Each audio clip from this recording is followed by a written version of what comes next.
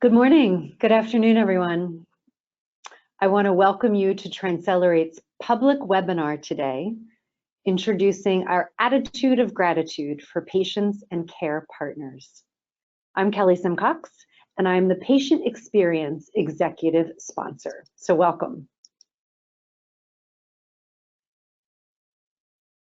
You can see Transcelerate's mission here, but I really want to remind you on Transcelerate's vision.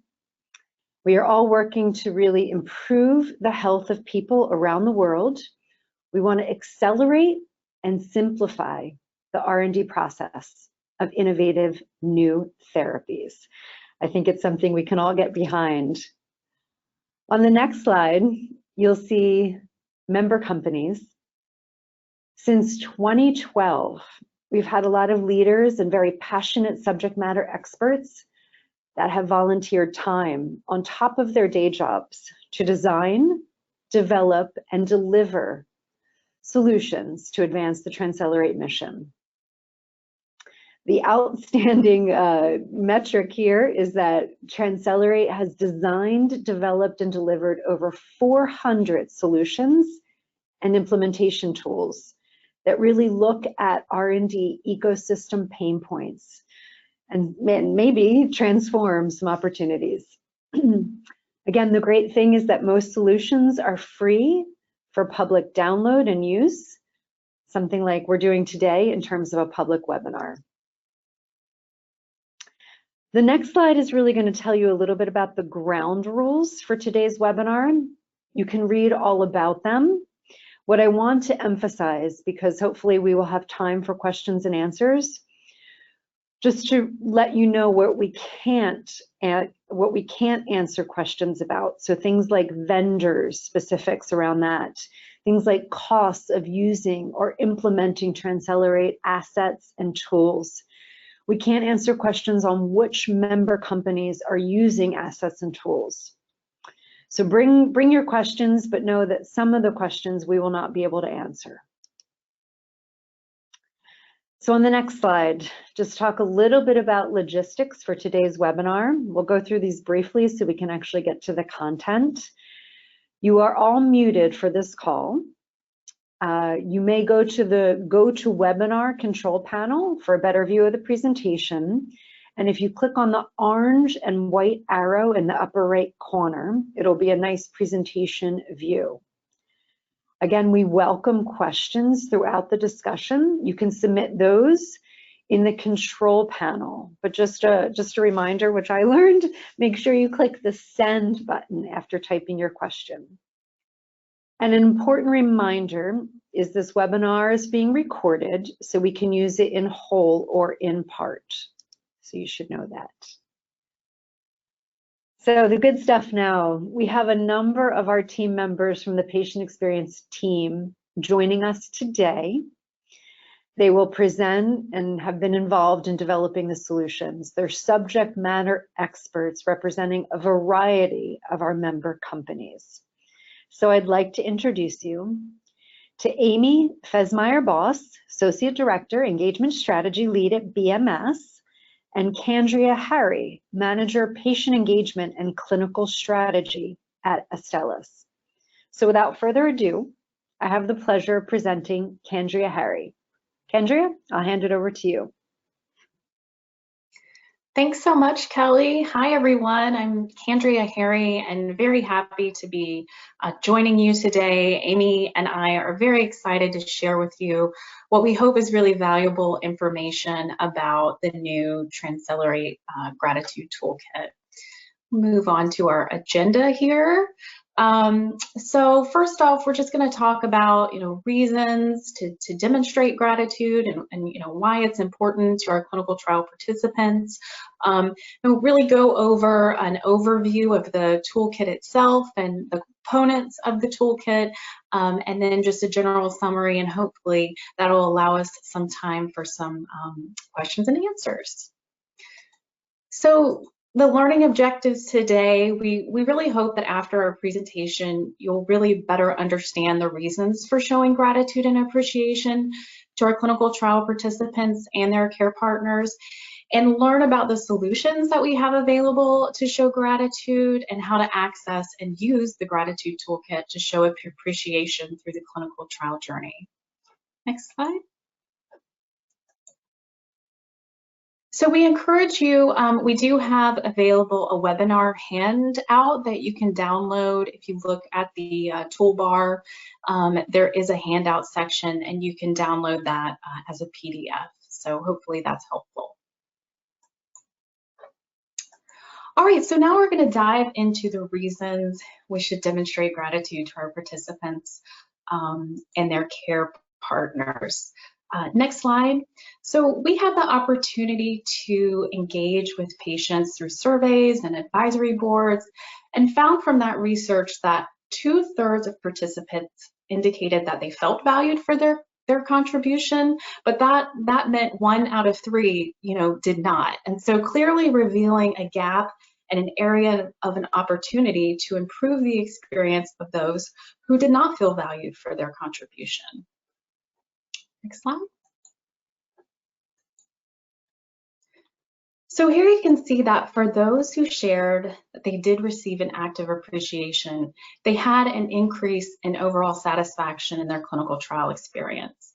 And one patient during our patient advisory sessions shared with us that she had participated in 9 trials and never once felt appreciated, and actually felt like she was a burden. And so, our team, we really felt that this clearly demonstrated a big need and that we can all do a much better job of ensuring that our participants and their care partners feel appreciated.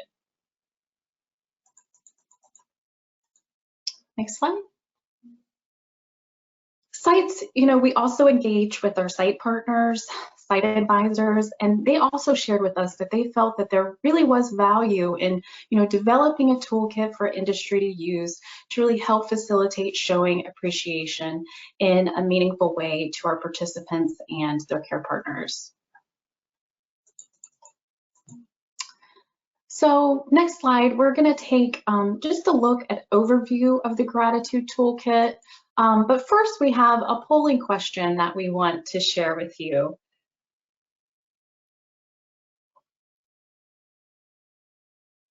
And that question is, does your organization have processes or steps in place today that are designed to show gratitude to clinical trial participants?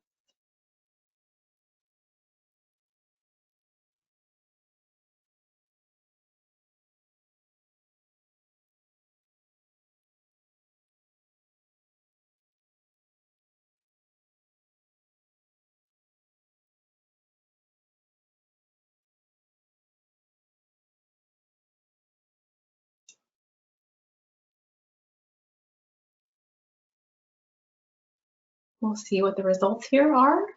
So it looks like 37% of you have said yes, 19% no, 18% sometimes, and 23% unsure. So we're glad you're here, and we're glad that we can share with you maybe some ways that you might be able to improve on what you're already doing, or share with you, some tools and tactics that we have available to really help you show gratitude to your participants. So next slide, we're going to talk about what have we done. So as I mentioned, we had the opportunity to engage with patients through advisory boards, site advisors, and our own member company colleagues, as well as members of Transcelerate from all different country regions, so that we could really best understand where there may be gaps, and also which tools and tactics are really most meaningful to participants and their care partners. Next slide. So what does the toolkit provide? So it really provides streamlined options and tactics in a toolkit format to make it easier for study teams to really facilitate implementation and support customization. It includes an infographic, which highlights how the toolkit can be used, the user guide, which is really the nuts and bolts of the toolkit and offers general considerations for sponsors, as well as considerations specific to each tool and tactic, and also includes references as well. Then we have available 15 customizable templates, and I want to emphasize customizable. These were kept very general so they could really be easily customized. As we know, every company, region, therapeutic area, study may have specific needs and considerations. And Amy is going to share more details about each of these components of the toolkit in a little bit. Next slide. So what are the potential benefits of showing gratitude? And these were really compiled in collaboration with our patient advisors. One patient shared that patients may talk to each other, and if they're happy with a trial, they may share that with others. So there's an opportunity to improve recruitment and retention through word of mouth, really helping to create a sense of community and a culture of gratitude, improving engagement, adherence, and compliance. Patients shared with us that they appreciate communication throughout the trial and want to really feel engaged throughout. And as mentioned earlier, we know that patients really appreciated, we know that those that received appreciation, that really directly impacted their overall satisfaction. It can improve, it has a potential to improve a participant's confidence in their experience, improved relationships with site staff. We know that sites are the ones engaging one-on-one with patients, so helping to really cultivate those positive relationships through acts of appreciation is important. Patients shared with us that they want to feel respected, so when we thank them and recognize the participant challenges, that's a form of respect and showing that we really support them through their journey. And improved reputation, and I'll add to that, I think that goes hand in hand with improved trust as well, that we know that that's something we're all really focused on right now, and that that's really important to us as an industry to really think about ways we can improve trust and reputation, and showing gratitude is one of those ways. I think I've covered everything on that slide, so now I'm going to hand it over to Amy to dive into more details on the actual components of the toolkit. Thanks. Thanks, Candrea. Well, hello, everyone. My name is Amy Fesmeyer, Boss. We're going to jump into some of the actual components now. So if we go into the next slide, we can see a snapshot of the infographic.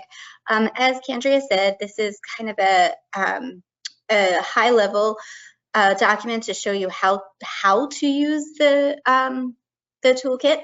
It really kind of looks at the key pieces of information that went into why we needed this toolkit. So looking, you see here the problem statement and the landscape assessment that were done to look at if this was a necessary tool or not. And then as you get into the document further, once you open it on our website, you'll be able to see the opportunities and benefits of gratitude. And we're hoping that this will be helpful as you socialize this through your company to understand why this is necessary.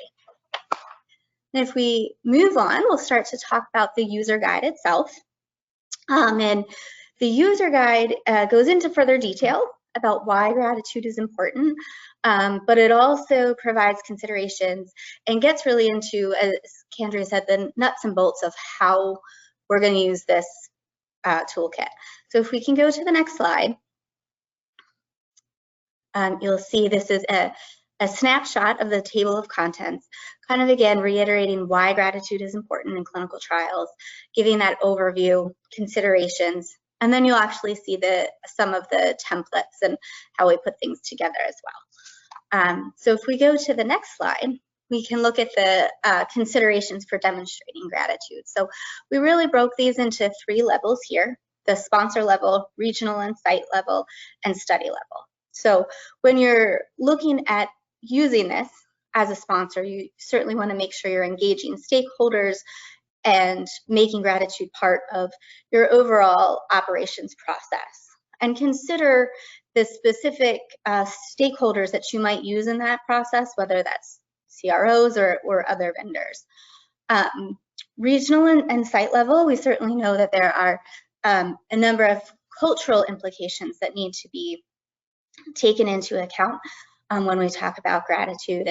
And the user guide will go into some of that to explain what you should consider when using each of the tactics.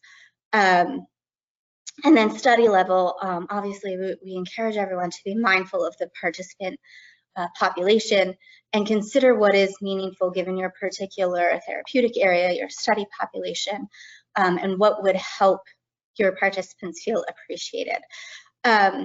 Another piece that we talk about is the personalization.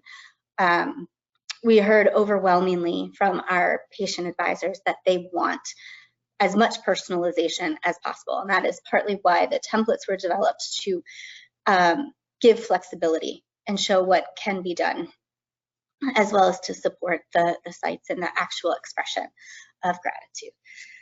We can move on to the next slide. This has been a really important slide for us. In the initial version, we had a very different timeline of the clinical trial process, and it was really from the sponsor's perspective. And when we presented it to our patients, our patient advisors, overwhelmingly, they understood why sponsors felt that that was the clinical trial journey. They said this is not the patient's journey in a clinical trial. And so what this graphic is to show that this top line really shows that there is so much a patient goes through before they even start a clinical trial.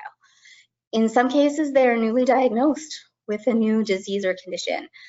In some cases, they have a new understanding of lifelong implications of a diagnosis that they've had for many years or perhaps since childhood.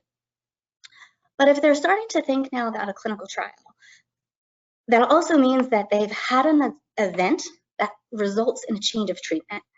If they were happy with the treatments that they had been receiving to that point in time, they wouldn't be considering a clinical trial. So something has happened already that makes them even consider clinical trials. And then often there's a discussion with their treating physician that may, at this point, begin to include clinical trial basic education.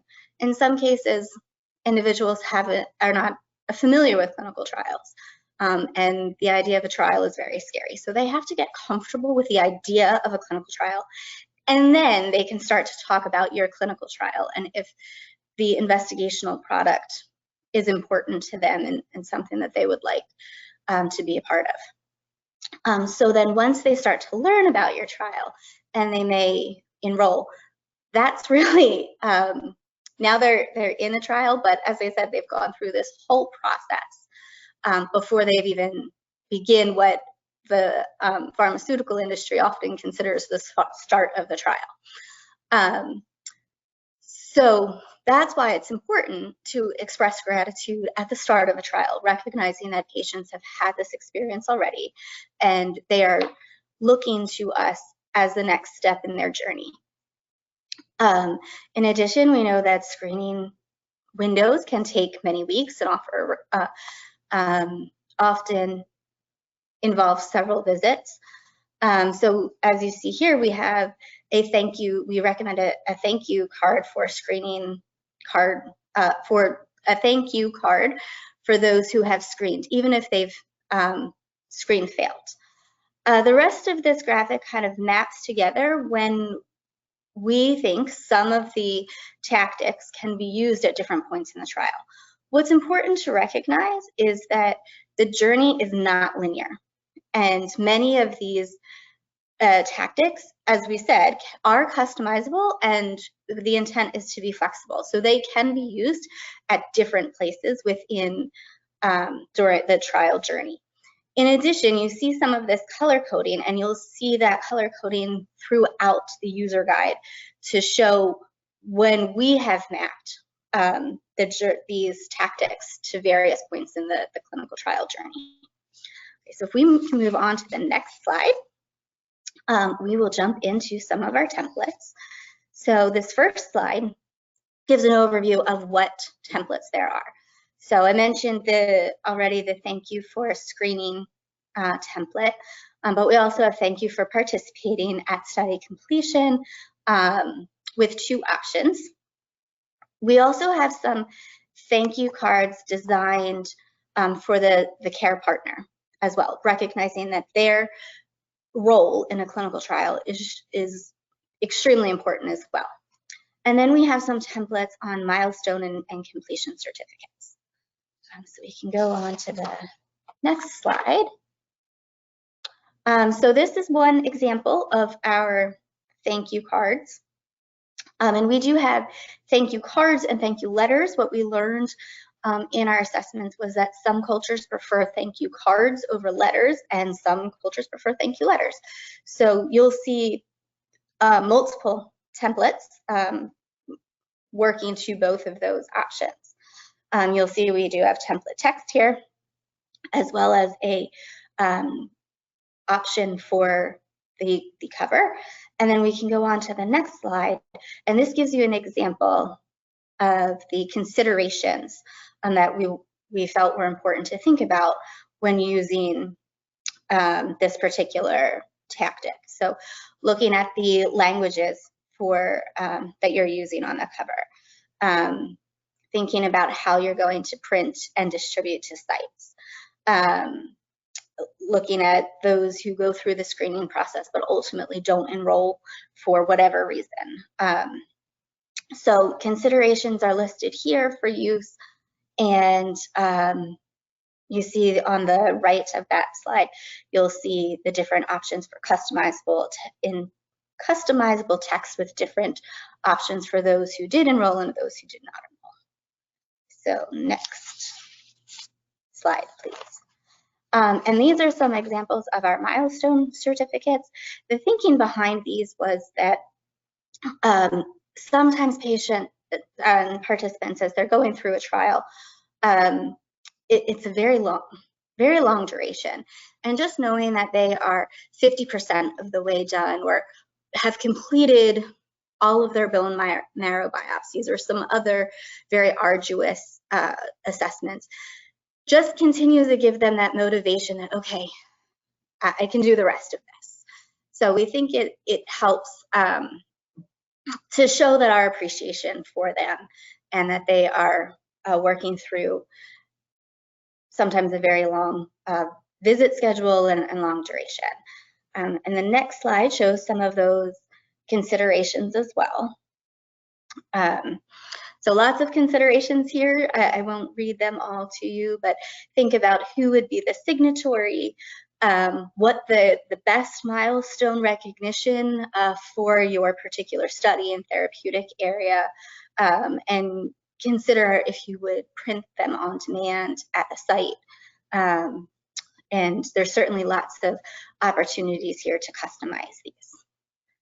Moving on to the next slide. So in summary, we have a toolkit with 3 major components to help prepare sponsors of how to integrate expressions of gratitude into their operations for clinical trials, and to help them obtain leadership buy-in and help them review all the considerations and how to plan to do this, and then of course how to implement. And I think we have another poll next.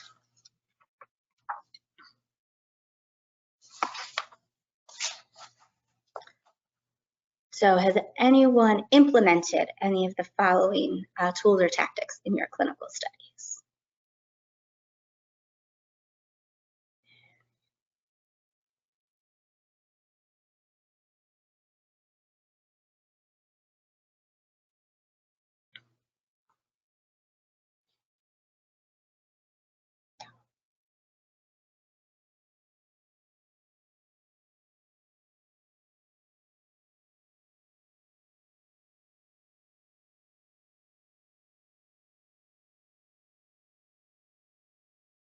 Okay, so this is great. It looks like almost half of you have implemented some type of expression of gratitude through cards and letters. It's fantastic. 18% are capturing participant feedback. Some of you have done milestones certificates or completion certificates, and it looks like there's some other opportunities as well. So this is all fantastic, and thank you everyone for your work in doing all of this to get here.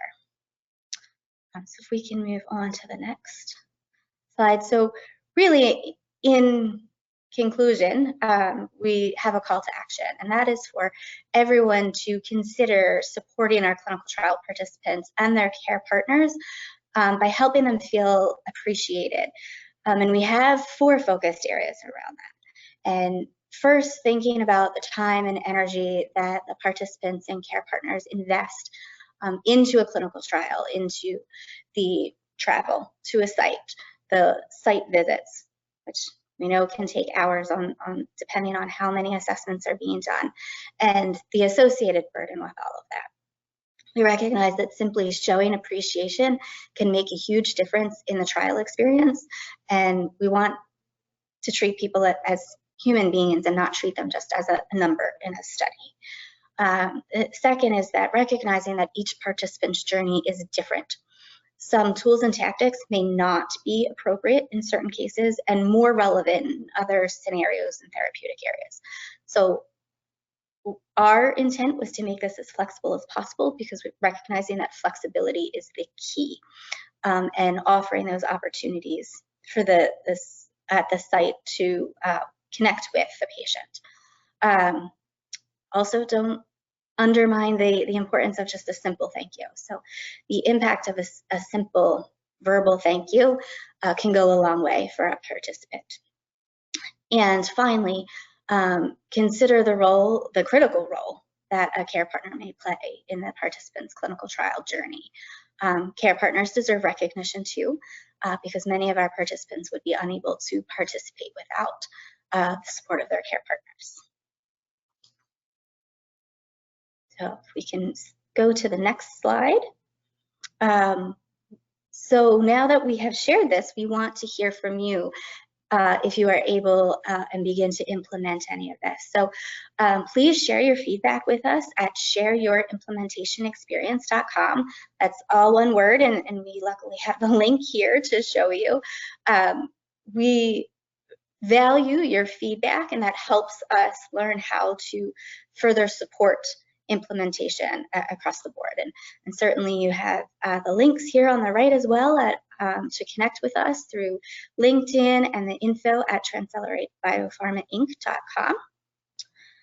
And we want to say thank you to all of our team members who participated in this on the next slide. So this is a list of our team who were critical in putting all of this together. It was a lot of time and work for everyone. So thank you to everyone here on the team.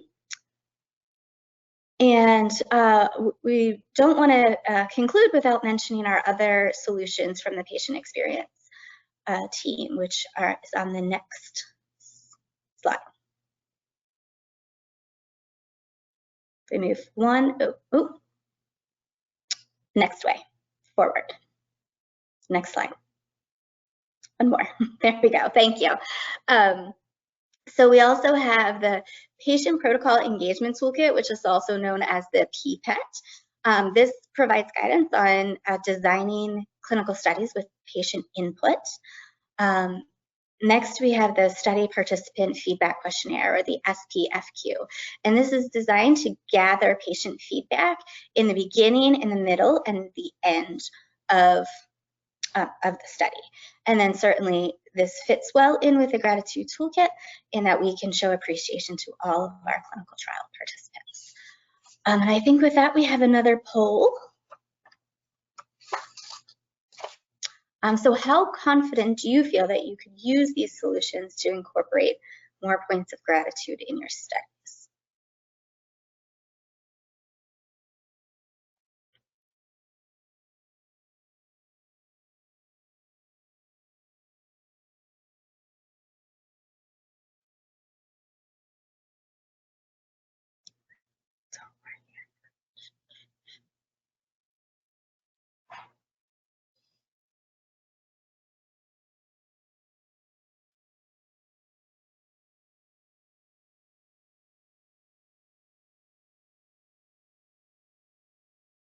Okay, looks like the results are okay. This is wonderful. We have 44% who are quite confident, 24% who are very confident, and 23% who are somewhat confident. I'm glad to see that just very few are not at all confident. So you can certainly go back through this webinar for those who are not confident yet. This recording will be made available, and the tools are available publicly on the website as well. And I think on the next slide, we have listed the web address in case you need some additional assistance. You can contact us at events@transceleratebiopharmainc.com. And thank you to everyone who